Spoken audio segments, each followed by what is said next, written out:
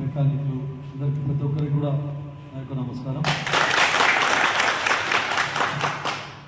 ఇంకెప్పుడు పెడతారు వారోత్సవాలు, మీరు భద్రతా వారోత్సవాలు అంతటా అవుతున్నాయి మనతో లేదా అని మాటకు వేరే 2-3 సార్లు ఫోన్ చేసి పెడదాం సార్. వాళ్ళు సంక్రాంతి అక్కడ బస్సుల గురించి బిజీ ఉన్నాం సార్, మాకు ఇక్కడ డ్యూటీ చేసారు, దాని తర్వాత పెట్టుకున్నామంటే సరే అని చెప్పాను. నేనే అడిగిన ఇప్పుడు వెళ్దాం చాలా ఈ డిపో అన్నది ఒక బాధ్యతాయుతమైనది. చాలామందికి సేవ చేస్తూ ఉంటాం మనం. ఈరోజు అన్ని వెహికల్స్, అన్ని బిజినెస్ కమర్షియల్ వెహికల్స్ అయిపోయినాయి. అయినా కూడా గతంలో ఎలాంటి సౌకర్యాలు లేనప్పుడు కేవలం ఆదుకున్నదంటే మన ఆర్టీసీ అని చెప్పి చెప్పుకుంటాం. ఈరోజు బిజినెస్ అన్ని లోన్లు ఇవ్వడం, బ్యాంకులు ఎన్నో ప్రైవేట్ వెహికల్స్ రావడం, ట్రాన్స్పోర్టేషన్ పెరగడం ఇది జరిగింది. కానీ ఏం లేనప్పుడు నేను కూడా అప్పుడు 2 బస్సులు వస్తుండే. కిషన్ రెడ్డి గారు చెప్తుంది 2 బస్సులు, ఒక నిజాం సాగర్ డిపోది, అక్కడ నుంచి హైదరాబాద్ డిపో నిజాం సాగర్ ఒకటి, శ్రీకాకుళం ఒకటి. మీకు గుర్తుంటుంది, పోవాలంటే కూడా మేము బస్సులో పోయిపోతాం. 2 బస్సులు. కిషన్ రెడ్డి గారు మా నాన్న ప్రాక్టీస్ చేసేటప్పుడు కూడా బస్సులో తిరగడం జరిగింది. హైదరాబాద్లో, తర్వాత సంగారెడ్డిలో ప్రాక్టీస్ చేసినప్పుడు. అయితే ఆర్టీసీ ఆ రోజు నుంచి కూడా సేవలు అందిస్తూ ఉన్నారు. ఇంకా మన డిపో లేకుండా అప్పుడు మనకి హైదరాబాద్ డిపో బస్సులే వచ్చేది. దాని తర్వాత నాకు తెలిసి మరి మీరు 86 అంటున్నారు కానీ నాకు కాదు, బాగారెడ్డి గారు పంచాయతీ రాజ్ మంత్రి ఉన్నప్పుడే ఈ డిపో ఏర్పాటు చేసుకోవడం జరిగింది. నాకు బాగా గుర్తున్నదని చెప్పి చెప్తాను. అయితే ఇది చాలా మారుమూల ప్రాంతం, ఈ డిపో పోవద్దు అని చెప్పేసి మా నాయకులందరికీ కూడా చెప్పి ప్రతిపక్షం నుండి మాకు అయినా కూడా దాన్ని పోనీయకుండా మేము దీన్ని కన్సిడర్ చేయకుండా అది అట్లే ఉంచాలని చెప్పి చెప్పాము.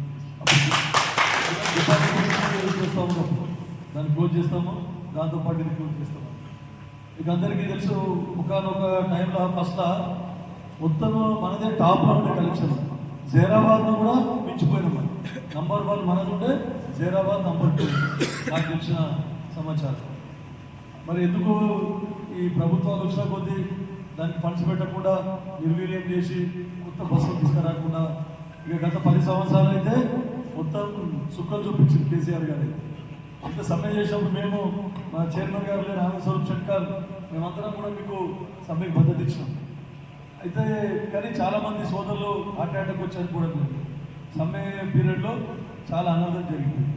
మా ప్రభుత్వం వచ్చిన తర్వాత మేము మీ ఇచ్చిన హామీలను ఒకటిగా నెరవేర్చాలని చెప్పేసి, అంటే మన ఉద్దేశం ఏముండడం, గౌరవ మాజీ ముఖ్యమంత్రిగా కేసీఆర్ డిపో క్లోజ్ చేసి ప్రైవేటైజేషన్ చేయాలని ఏముండవు. కానీ ఈ ప్రభుత్వం మటుకు క్లోజ్ చేయకుండా దీన్ని కంటిన్యూ చేసుకుంటూ ఇంకా దీన్ని మెరుగుపరిచి ఈ ఆర్టీసీ ఆస్తులు ఏవైతే ఉన్నాయో దాన్ని కాపాడి ఇంకా దీన్ని సౌకర్యాలు మెరుగుపరచాలి ప్రజలకు అని చెప్పేసి ఉంది. దాంట్లో భాగంగానే మహాలక్ష్మి స్కీమ్ తీసుకురావడం. మీరు అంటున్నారు అంత మంచిగా ఉన్నది, ఇది ఎప్పటికి ఉంచాలి మీరు అంటున్నారు. కానీ నాకు ఫీడ్బ్యాక్ అక్కడక్కడ నెగటివ్ ఫీడ్బ్యాక్ వస్తుంది.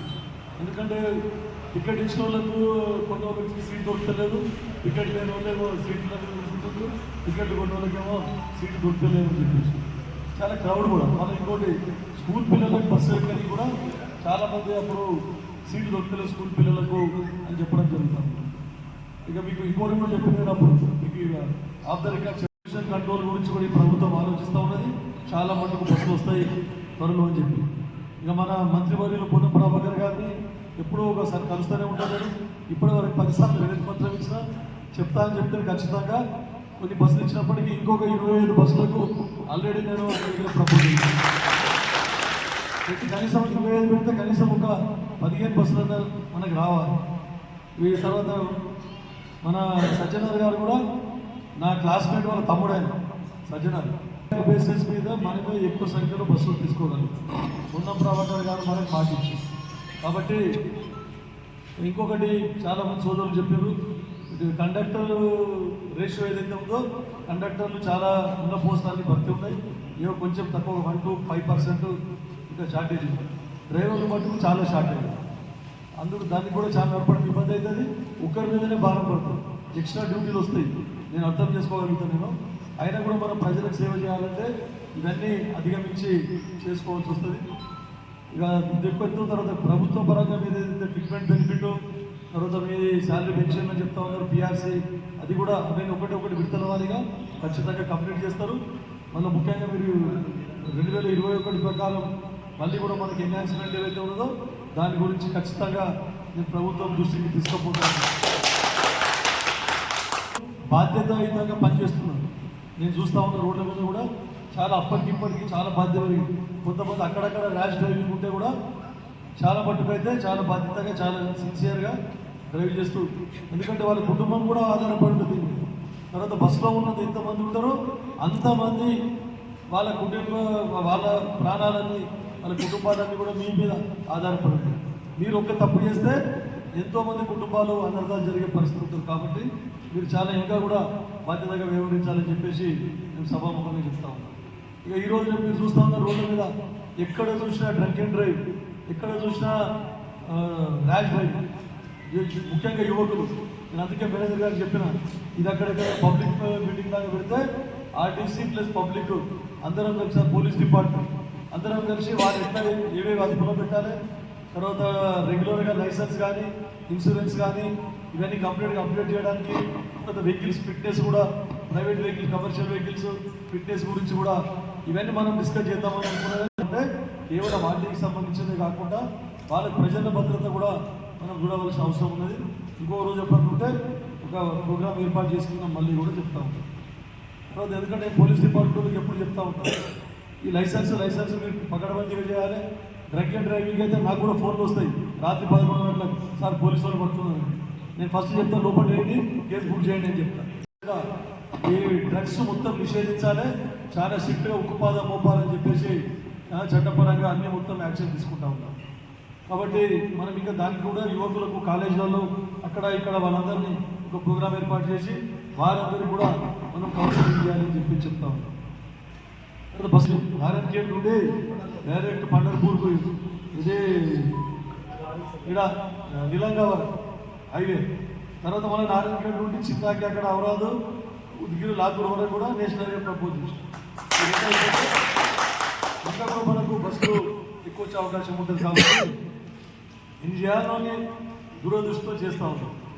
ఇక మా రాములు గారు చెప్పిన ఇంతకుముందే అన్ని ప్రభుత్వం మంచిగానే పాజిటివ్ స్పందిస్తున్నది, కానీ ఎన్ని సమస్యలు ఉన్నాయి అది కూడా మీరు అర్థం చేసుకోవాలి. అప్పుల పాలైన తెలంగాణలో ఇన్ని చేస్తూ ఇన్ని బెనిఫిట్ చేస్తూ ఉన్నారంటే ఇంకా కూడా ప్రజలకు ఇంకా సాటిస్ఫాక్షన్ కలుగుతుంది అందరూ. ఎందుకంటే అన్ని ఉచితాలకు అలవాటు పడ్డారు. కాబట్టి అన్నీ ఒకటేసారి కావాలంటే కావు. ఇక్కడ పోయినా అదే చెప్తా ఉన్నాను, రైతులకు కానీ విద్యార్థులకు నిరుద్యోగులకు విడుదల వారీగా అన్నీ కూడా మేము నెరవేరుస్తామని చెప్తా ఉన్నాం. మహాలక్ష్మిని కూడా ఇంకా పకడ్బందీగా చేస్తూ ఆర్టీసీని ఏ విధంగా అయితే ఉన్నదో కమర్షియల్ దృష్టి పెడతా ఉన్నాం. కమర్షియల్ అంటే ఇప్పుడు మనకు ఎక్కడెక్కడైతే అసెట్స్ ఉన్నాయో ఆర్టీసీ అసెట్స్ దాన్ని కమర్షియల్గా డెవలప్ చేసి ఆర్టీసీకి ఇన్కమ్ వచ్చే విధంగా కూడా వాళ్ళు కృషి చేస్తూ ఉంటారు. చాలా ఒక ఛాలెంజ్గా వాళ్ళ ప్రయారిటీ బేసిస్ మీద ఏం తీసుకుందంటే టూరిజంలో ఎక్కడెక్కడ టూరిజం, టెంపుల్ టూరిజం కానీ మొన్ననే ముఖ్యమంత్రి గారి రేవంత్ రెడ్డి గారు చెప్పడం జరిగింది.